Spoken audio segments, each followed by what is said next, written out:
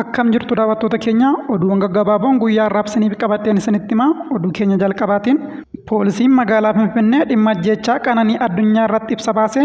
Ibsi poolisii magaalaa Finfinnee kun maal jedha? Gabaasa bal'aa dhageessu. Oduu keenya kan biraatiin immoo Leetinaal Jeneraal Tsaadiqaan waraanni Itoophiyaa fi Eertiraa gidduutti yeroo kamittuu ka'uu danda'a jechuusaa hordofee Eertiraan deebii kennite. Eertiraan deebii kenniteenis kun fedhii Itoophiyaan waraanaaf qabdu kan agarsiisudha jette.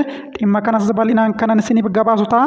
Oduu keenya xumuraatiin immoo lammiileen Itoophiyaa 43 Maayinamaar keessatti ugguramanii turan gara biyyaa deebi'uun isaanii beekame. Egaa daawwattoota keenya oduu keenya guyyaa irraa kana keessatti mata dureewwan amma isiniif dhiyeesse kanaa fi kan biroo kan dhageessan ta'a. Warra chaanaalii keenyaaf haaraa taatan sabiskiraayib godhaa, akkasumallee viidiyoo kana laayik gochuu hin dagatinaa.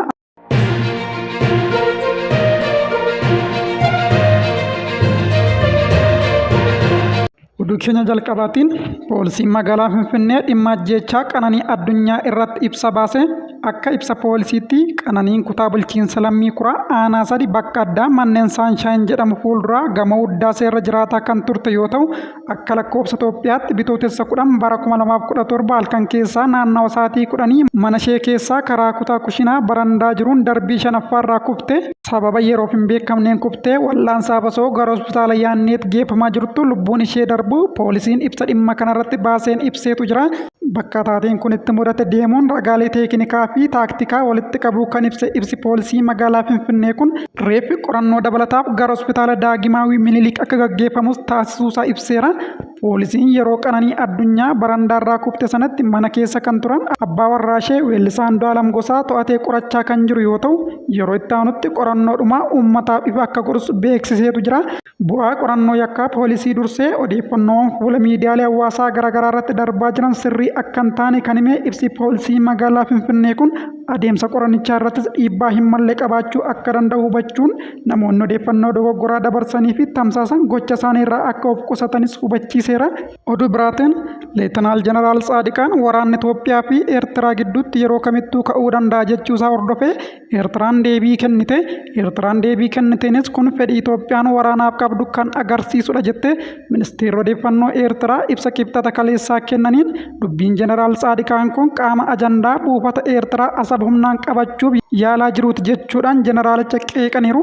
Pirezidaantii ittaanaa bulchiinsa yeroo naannoo Tigraay Leetinaal Jeneraal Tsaadiqaan Gabratintsaas Itoophiyaa fi Eertiraa gidduu waraanni waan hin oolle fakkaata jechuun akeekkachiisaniiru.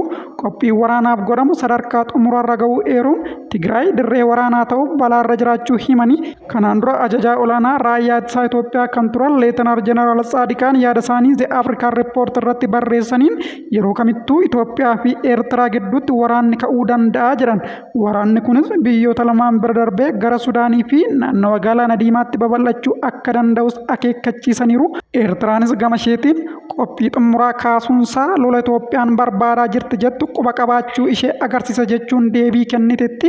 Ministeerri odeeffannoo Eertiraa Tsaadiqaanis ajandaa waraanaa kakaasu kana beekuu isaa tarii osoo hin beekiin ifa godheeraa jedhan.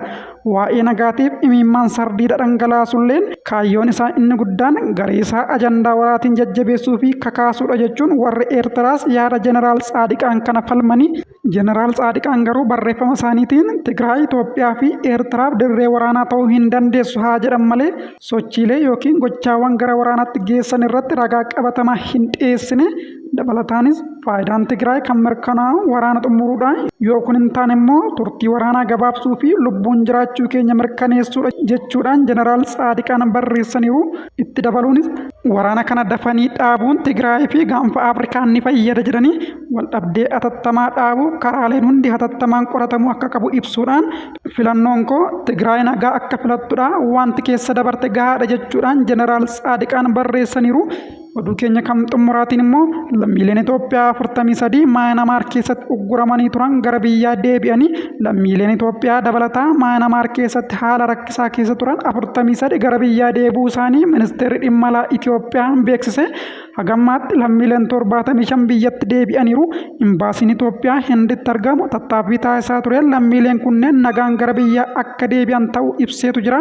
Haaluma wal fakkaatuun imbaasiin Itoophiyaa Jaappaanitti argamus lammiilee Itoophiyaa Maayinamaaritti haala rakkisaa keessa jiran Taayilaanditti ceessuun gara biyyaa akka deebi'aniif hojjechaa jiraachuusaa himeetu jira. Lammiileen Itoophiyaa 133 ji'oota hedduu Maayinamaar keessatti erga ugguramaniitii booda gara Taayilaandi ce'an keessaa guyyoota lama dura lammiileen 32 gara biyyaa kan deebi'an yoo ta'u, warra ammaa dabalatees lammiileen hagammaatti biyyatti deebi'an 75 guuteetu jira. Egaa daawwattoota keenya oduun har'aaf isiniif qindeessee kan hagammaatti dhaggeeffattanidha. Warri chaanaalii keenyaaf haaraa taatan sabiskiraayib gochuu hin dagatina. Akkasumallee viidiyoo kana laayik gochuudhaan namoota hedduu bira akka ga'u nuuf taasisa. Waan waliin turtaniif galatooma. Oduu biraatiin haga walitti deebinutti nagaan tura.